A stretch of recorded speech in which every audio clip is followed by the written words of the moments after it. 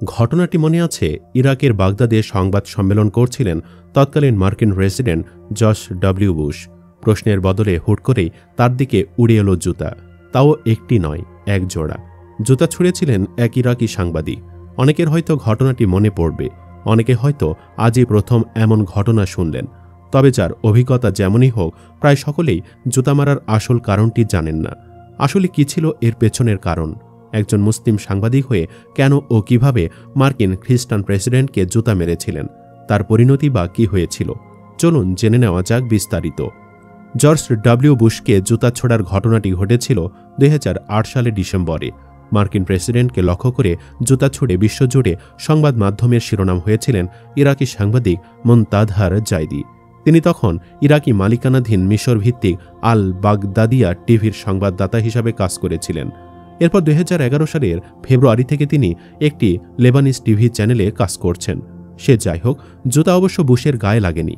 সাবেক প্রেসিডেন্ট ঠিক সময়ে নিজেকে সরিয়ে নেওয়ায় দুই জুতায় লক্ষ্যভ্রষ্ট হয়েছিল। ঘটনার আকস্মিকতায় সংবাদ সম্মেলনে উপস্থিত সবাই হতভম্ব হয়ে গিয়েছিলেন। পরে নিরাপত্তা কর্মীরা টেনে হিস্টে সরিয়ে নিয়েছিলেন জাইদিকে। জর্জ ডব্লিউ বুশকে অপমান করতে ঠিক এই কাজটি করেছিলেন সাংবাদিক জাইদি। জুতা নিক্ষেপের পরপর মুনতাজার চিৎকার দিয়ে বলেছিলেন, এটি ইরাকি জনগণের কাছ থেকে একটি বিদায়ী চুম্বন, তুমি কুকুর। ওই সময় বুশের ঠিক পাশে দাঁড়িয়েছিলেন ইরাকের তৎকালীন প্রধানমন্ত্রী নুরি আল মালিকি। ইরাকে আগ্রাসন চালানোর জন্য বুশ তখন ইরাকিদের কাছে চরম নিন্দিত ব্যক্তি। জাইদিও ইরাকে মার্কিন আগ্রাসনের বিষয়টি মেনে নিতে পারেননি। ক্ষোভেই তিনি জর্জ বুশকে জুতা ছুঁড়ে মারেন। এছাড়া ইরাকের তৎকালীন প্রেসিডেন্ট সাদ্দাম হোসেন গণবিধ্বংসী অস্ত্র সংগ্রহ করেছিলেন। এমন ভুয়া অভিযোগের ভিত্তিতে বাগদাদ আক্রমণের নির্দেশ দিয়েছিলেন বুশ। মার্কিন নেতৃত্বাধীন বাহিনী শেষ পর্যন্ত সাদ্দামকে ক্ষমতাচ্যুত করে এবং সাজানো বিচারের মাধ্যমে ফাঁসি দেয়। এ নিয়েও জাইদির মধ্যে চরম ক্ষোভ ছিল। জাইদি বলেন, আমেরিকা বা আমেরিকানদের সঙ্গে আমার কোনো সমস্যা নেই, শুধু জর্জ ডব্লিউ বুশের সঙ্গে ছিল। তিনি আমার দেশকে দখল করেছিলেন এবং আমার মানুষদের হত্যা করেছিলেন। আমি যদি ইরাকে প্রধানমন্ত্রী বা প্রেসিডেন্ট হতে পারি, তবে প্রথমে যুক্তরাষ্ট্রকে ইরাকের জনগণের কাছে ক্ষমা চাইতে বলবো। একই সঙ্গে ইরাকের পরিস্থিতির জন্য সাবেক মার্কিন প্রেসিডেন্ট জর্জ ডব্লিউ বুশকে দায়ী করে আটক করতে বলবো। 2008 সালে তার কর্মকাণ্ডের কথা উল্লেখ করে জাইদি বলেন, যারা 20 বছর আগে দখলদারির সাথে প্রবেশ করেছিল, তারা ব্যর্থতা ও দুর্নীতি সত্ত্বেও এখনও শাসন করছে। মার্কিন যুক্তরাষ্ট্র খুব ভালো করে জানে যে তারা ছদ্মবেশী রাজনীতিবিদদের নিয়ে এসেছে।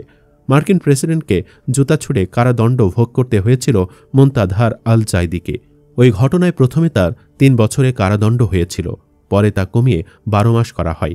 অবশ্য 9 মাস জেলে থাকার পরই শর্ত সাপেক্ষে জাইদিকে ছেড়ে দেওয়া হয়েছিল। 2009 সালে কারাগার থেকে মুক্তি পাওয়ার পরই দেশ ছেড়ে চলে গিয়েছিলেন তিনি।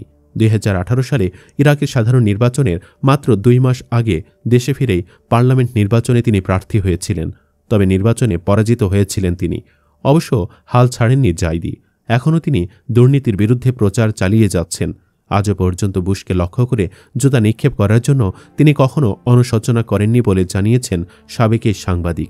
তিনি বলেছেন, এই দৃশ্যটি প্রমাণ হিসাবে দাঁড়িয়েছে যে একদিন একজন সাধারণ মানুষ তার সব শক্তি দিয়ে অত্যাচার, অস্ত্র, মিডিয়া, অর্থ ও কর্তৃত্ব থাকা সেই অহংকারী ব্যক্তিকে না বলতে সক্ষম হয়েছিল এবং বলতে পেরেছিল যে বুশ ভুল ছিলেন। অন্যদিকে ঘটনার কয়েকদিনের মাথায় জুতার ব্র্যান্ড মালিকানা নিয়ে বিভিন্ন কোম্পানির মধ্যে বিরোধ দেখা দিল। পরে অবশ্য প্রমাণিত হল জুতা দুটো তুরস্কের বাইডেন কোম্পানির তৈরি। বাইডেন কোম্পানি এই মডেলের জুতার নাম দেয় বুশ মডেল। এ মডেলের জুতা কেনার জন্য মধ্যপ্রাচ্যের জুতার দোকানগুলোতে রীতিমতো ভিড় লেগে যায়। বাইডেন কোম্পানির এক উচ্চপদস্থ কর্মকর্তার ভাষ্যমতে বুশকে জুতা মারার ঘটনার পর বিশ্বের নানা দেশ, এমনকি আমেরিকা থেকে এই মডেলের জুতা তৈরির প্রচুর অগ্রিম অর্ডার জমা পড়ে, যা বিগত কয়েক বছরের মোট উৎপাদন সংখ্যাকেও ছাড়িয়ে যায়। পৃথিবীর অনেক মানুষ এই মডেলের জুতা এক নজর দেখে মনের স্বাদ পূরণ করে। তাদের কেউ কেউ আবার এই মডেলের জুতা সংরক্ষণ করে ভবিষ্যৎ বংশধরদের দেখানোর জন্য। মধ্যপ্রাচ্যের কোনো কোনো স্থানে ল্যান্ডমার্ক হিসেবে এই মডেলের জুতার বিশাল ভাস্কর্য তৈরি করা হয়। মধ্যপ্রাচ্যের রাজপরিবারের কোনো এক ধনকুবের অনেক টাকা দিয়ে নিলামে এ জুতা দুটো কিনে নিয়েছিল। কম্পিউটার প্রোগ্রামাররাও এক্ষেত্রে বসেছিল না। শিশুদের আনন্দ দেওয়ার জন্য তারা জুতা নিয়ে বেশ কিছু চমৎকার গেম তৈরি করেছিল। প্রতিটি গেমের টার্গেট মোটামুটি একই রকম। যদি আপনি বুশের গালে জুতা মারতে সমর্থ হন, তবেই আপনি পয়েন্ট পাবেন। গুলিস্তানের মলম বিক্রেতারাও কিছুদিনের জন্য মলম বিক্রি বন্ধ করে জুতা মারার কাহিনী নিয়ে পুস্তিকা ছাপিয়ে মাইকিং করে বিক্রি করেছিলেন। তাদের বিনিয়োগ বৃথা যায়নি। তাদের ক্যানভাসিংয়ের ভাষা ছিল অনেকটা এরকম। এই বইটি পড়লে আপনি জানতে পারবেন কে বুশকে জুতা মেরেছিল, কয়টি জুতা মেরেছিল, কত নম্বর জুতা মেরেছিল।